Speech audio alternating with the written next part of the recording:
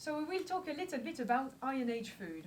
Between 700 BC and 43 AD, date of the Roman conquest. Now I have here a few ingredients that are usually the ones I use, mainly in the winter. And that's something that you have to take into consideration when you talk about ancient food and historic food. It is very seasonal, which means, depending on the seasons, you will not have the same ingredients and you will then not have the same meals. For example, in the 21st century, you can buy milk any day. You can even buy strawberries in the winter.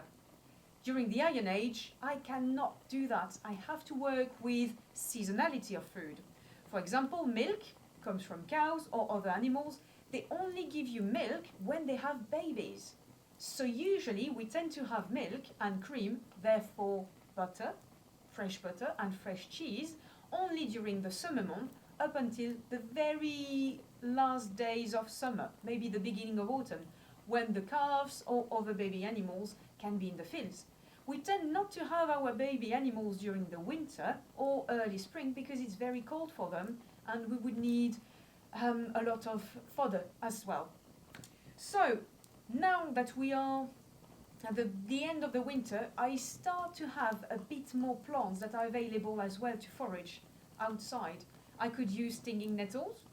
They sound very strange, but they actually are delicious and really packed with nutrients, minerals and vitamins. So they were excellent food in the Iron Age to start the year, the new year with.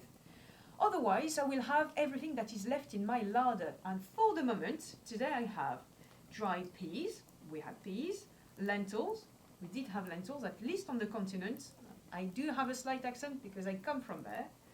We have a few eggs, but once again, way less in the winter. We have parsnips, I have turnips, I have different plants as well that I grew in the summer, dried, and now have as aromatics. So wild marjoram, for example, thyme, I will have soon wild garlic, and even carrot tops. Not the carrots you might be used to, they are not orange, usually they might be white, a bit yellowy, a bit creamy colored, and sometimes purple. Orange happens as well, but it's very rare. It's a genetic modification. Now, the carrot tops taste a little bit like coriander or parsley, so you can dry them and then use them later on in the year. I will also base my diet on a lot of cereals, a lot of grains. Here I have barley and oats. I can have wheat, rye as well, emmer wheat, and a lot of different things. But these are the two main ones I really enjoy cooking with. A little bit of sweetness. We don't have sugar yet. Instead, we have honey. Honey, fruits and malt, so barley grain sprouting and then dried, that will be used to make beer or ale. All these three things are packed with sugar, but we don't have your modern sugar yet.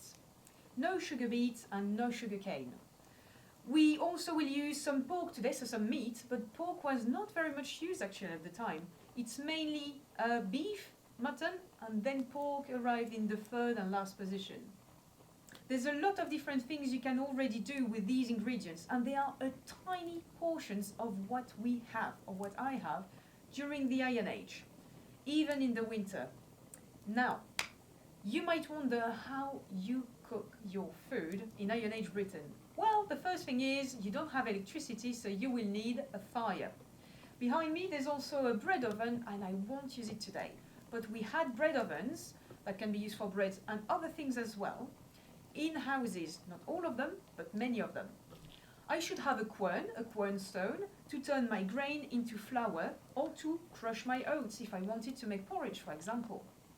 Now, with a fire, I know there's a lot of mentions of cauldrons in Iron Age Britain, and if you watched or read Asterix and Obelix, you might know cauldrons really, really well.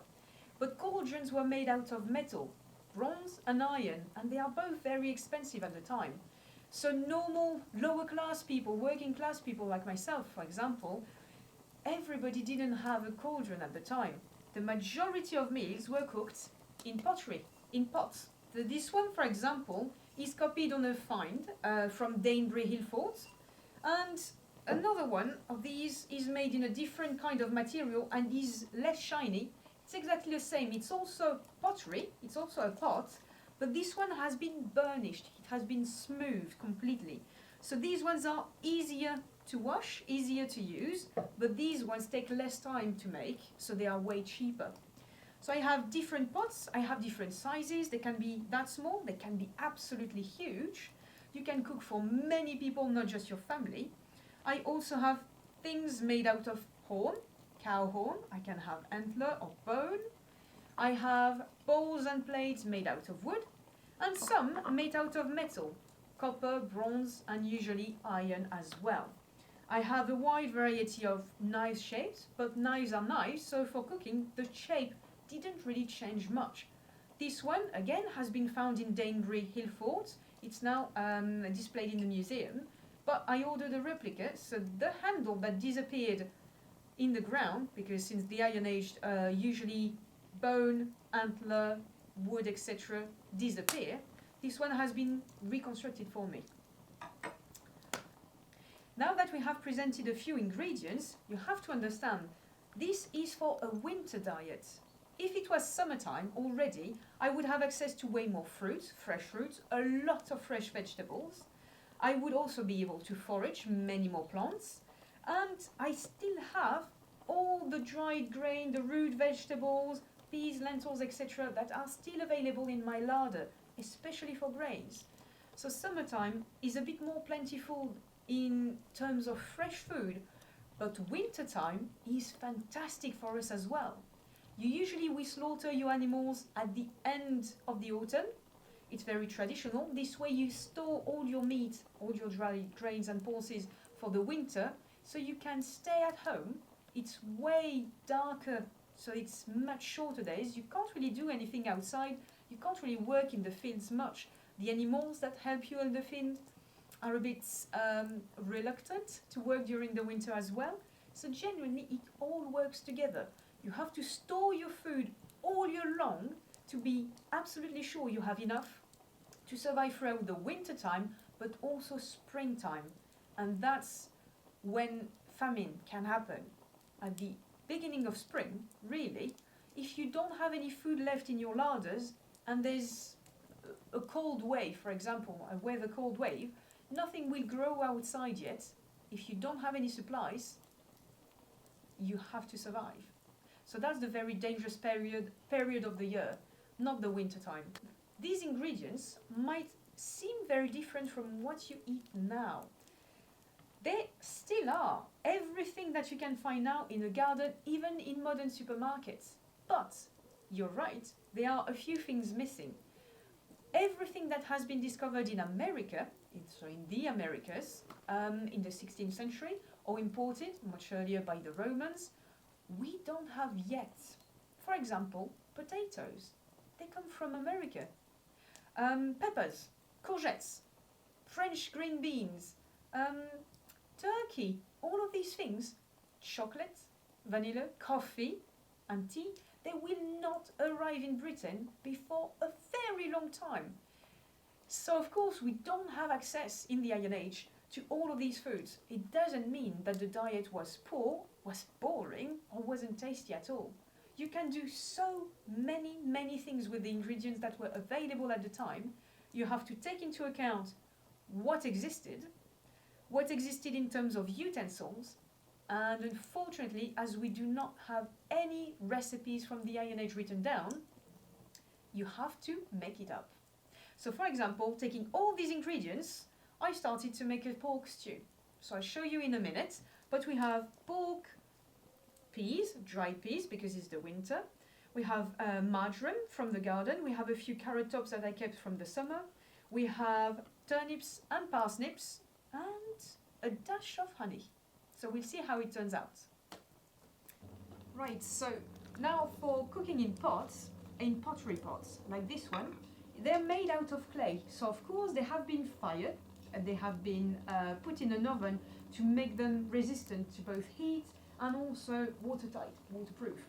So they won't burn in the fire. The problem is it's also pottery. It's very fragile. If I drop one, obviously it will crack, it will smash. But it means if I put it directly over the flames, it will crack as well. They're very sensitive to heat changes. So when I take the pot before cooking, it will be pretty cold. If I was to put it straight away on heat or near the heat, that would be a problem. Once again, it would break. I will need to put some water or any kind of liquid in the pot before putting it near the fire. This one is a demonstration one. I would just leave it on the side. And you can see, for example, here that I have the stew I was talking about cooking in this pot. Again, this one is a replica from a pot that has been found on Danebury Hill Fort. Now you can actually see it in Andover Museum, for example.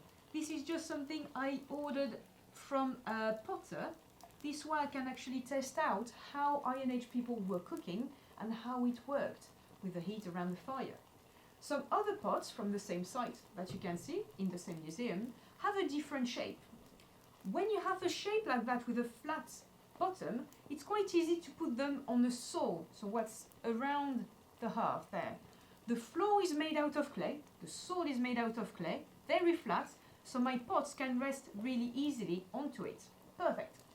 Now with that shape, you can see that the top of the pot, the shoulder here, is way wider than the base. I put it like that actually.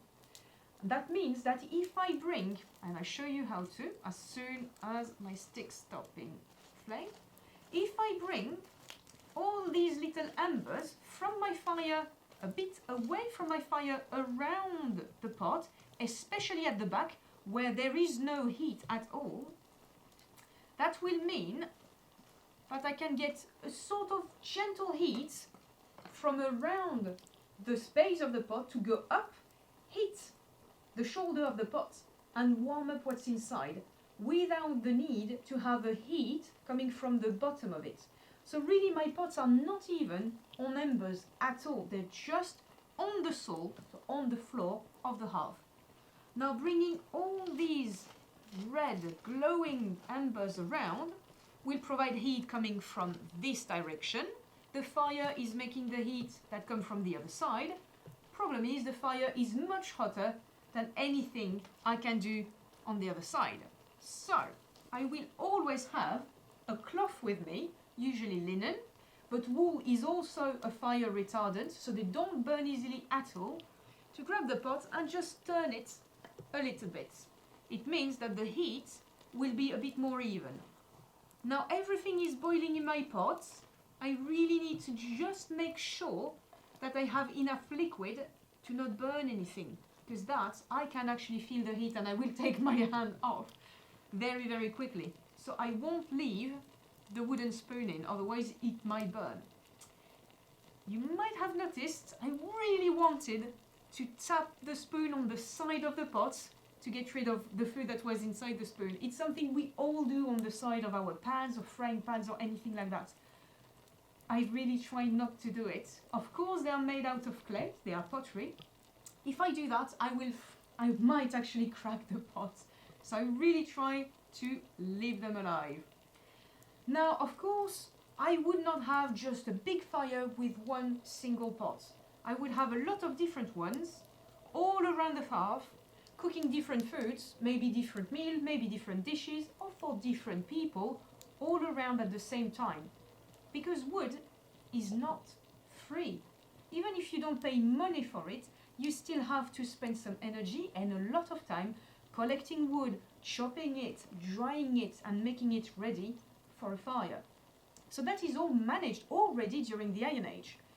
Now, if I make a big fire, I have a bit of light, I have a lot of warmth, and I can cook over it. So I will have a fire probably during the evenings or for cooking on.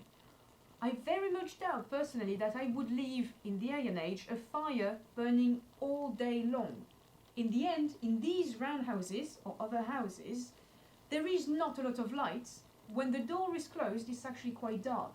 If you want to work, a majority of people during the Iron Age will go to a workshop or will work as farmers in the fields. So, you keep your house to store things, to live in, to go to bed in, and if you compare with modern day 21st century life, it's pretty much the same, isn't it? You will wake up in the morning, you will cook your breakfast, and then you might go to work, you might go to school, and you will spend all day there.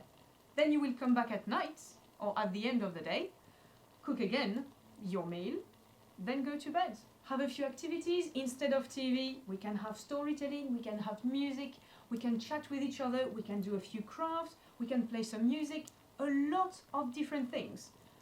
But always remember, when we go to bed, we switch the lights off. The problem is, our light is also our heater. So we will make fires that will last during the night. Still the same nowadays in many different countries. But a fire will always die down during the night. Hopefully, the next morning when you wake up, there will still be 1 or 2 glowing embers and you can start your fire in the morning again, just by using what's left from the fire from the night before. And that's life going on and on and on again. Hopefully, summer will arrive soon, or spring at least, and we'll get stinging nettles, dandelions, and then everything will begin to grow in the fields, in the gardens, in the orchards, so we'll have a much more varied diet very quickly. And you will have a lot of different meals for breakfast, lunch, and dinner. We have very little information for Iron Age Britain or Iron Age in general about how people were eating. We know by archaeology what they were eating in general, but we don't know when, we don't know the frequency of it. Did they have 3 meals a day? Maybe 4 or 5, maybe 2? That's something I just can't answer at all. So it's why experimental archaeology and living history, so replicating the tools, replicating the houses and the clothes, and trying to figure out how people were living at the time, is very much of interest to me and hopefully to you as well. Well, I hope you enjoyed this cooking video and discovering a little bit more about food and cooking during the Iron Age. If you are interested in courses or would like some more information, please don't hesitate to follow Pario Gallico on social media, and don't forget to give a like and a follow on social media as well to the Ancient Technology Centre. They will run more and more of these ancient craft courses. I will be there as well, and we'll see anyway when that will be happening in 2021 or later. Thank you.